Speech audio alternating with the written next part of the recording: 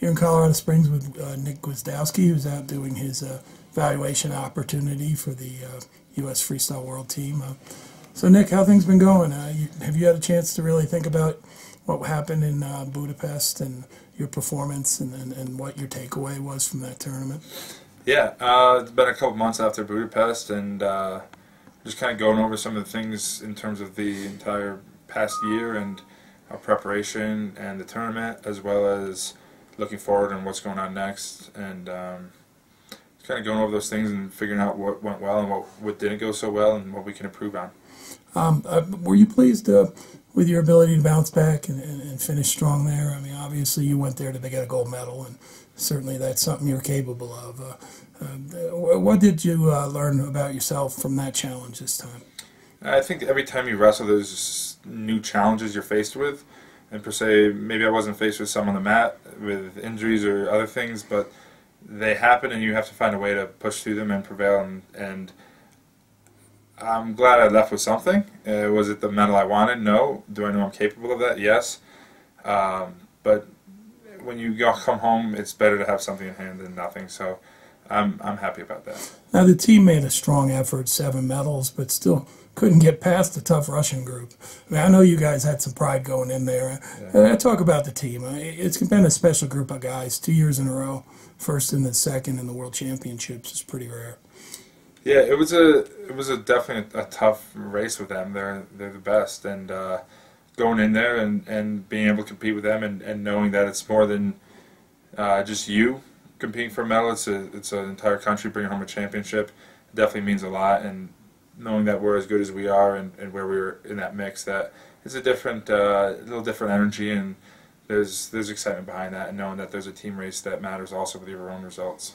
Now, some guys have taken a break since the Worlds, but you went and signed up for the German Professional League, and you've been overseas a little bit and wrestled some really good matches. Talk about how that happened. We haven't had an American over there for a little while. It's obviously competitive wrestling for sure. Yeah, so I was presented with the opportunity back in July. I kind of looked at the dates and kind of put together in my mind, like, it's just one wrestling match. So even if I go in the practice room and it's just one match, and traveling over to Germany is not too bad. It's one flight really. So I signed up for it, and I was able to get out of the first weekend that I missed because of injury, and then I've been over there twice and I've wrestled 3 matches. All victories. Yeah, all victories. And they're all top class athletes. Yeah, they're all pretty good guys. It's legit. Like there's good wrestlers over there. So not just to make money, which is always nice, and come home with something in hand, but also just kind of learn more and challenge yourself in different aspects to see, yes, I can compete at a high level when, I just peaked at the World Championships, but 3 weeks after, 4 weeks after, I can still go compete with a guy was 5th at the Worlds, or that is one match. So new challenges, but also it's fun and to experience new things in the sport and around the world. Now, you wrestled the Russian who was 5th, and you beat him, and you also wrestled the guy from Qatar who's actually a Georgian, right? Yeah. And those were both close matches. Yeah. And you obviously you also got a technical fall over Ligeti of Hungary, but I mean, not being at your prime, what was necessary to beat those tough guys? Clearly, your team was counting on you. Yeah, I think it's being able to compete like that when you're not at your prime and still at high levels. It challenges different aspects of you. It challenges you to push harder. There's not so much skill. It's some of it's just will and your fight, because it doesn't matter. It doesn't affect me if we win or lose, right? Right. But, just a different challenge for me, and I'm happy I've done it. I've got one more match, maybe 2 more matches with them, and then. So go from there. But they have good atmosphere, fans, television. I read an article you did with one of the local media up there. Yeah, it's definitely small. There's probably like 200 to 400 people at the 3 dual meets I've been to. A little different venue type, a little different fans, a little more of an older crowd in there. But it's fun, and I kind of draw a different attraction because I'm the American guy, and there's only one guy in the entire league that's American. But it's fun, and I enjoy it, and being able to go out there, wrestle one match, and kind of see some new things, and go from there. I don't mind it at all. So what's next for you as far as after the German league? I know we have a training camp here, but I'm sure part of your planning right now is your schedule for the year.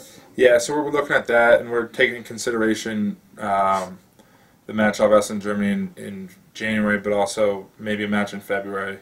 As for tournaments, we're not really sure. We got to see what kind of comes through UWW in terms of ranking events, and also where I am in my own training and what I'm looking to improve on. Obviously, you have to get better to be a world and Olympic champ, and you made great progress in both your seasons as our #1 heavyweight. Are there areas that are going to be a focus for you moving forward into the, this year is the year of the first Olympic qualifiers, so, certainly I think you want to be the guy to go and try to qualify for us. Yeah, for sure. I think there's always things to improve on. Those we'll start to narrow those things down as we review film, but also I go back and talk to my coaches in Raleigh, and they may not all be physical things, specific moves you see that I do. It could be just a different way of approaching matches and looking at what to create when you go out there and stuff like that. So it may be more than just wrestling you see, but I'm definitely improving on things and working on them. And you're still really pleased with your training situation at NC State and with the coaches and athletes you're able to work with there, right? Yeah, I couldn't be more grateful for what they do for me throughout our regional training center and my sponsors and with the university, how they put me in and take care of me in terms of not just strength and conditioning room, but also our medical and all that stuff. It's awesome. You take a break at all after the Worlds, or is that something you're scheduling now? Back to New York at all? I did. I didn't. I haven't been training that much. I'll be honest. Okay. A little bit of travel, so that's like a little something different. Like I'm not training regularly, and I'm still going to compete on the weekends, and letting some body parts heal up. And last week I took a vacation in Europe while I was over there, so I just kind of rented a car and drove off for a week. Sounds like fun. Yeah, it was fun.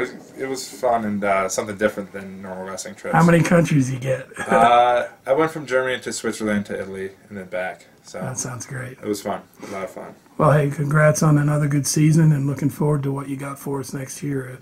It's going to come before you know it, isn't it? Yeah, time moves fast. Well, it was a late Worlds too, right? I mean, so it was late Worlds, and we're almost already into 2019. So.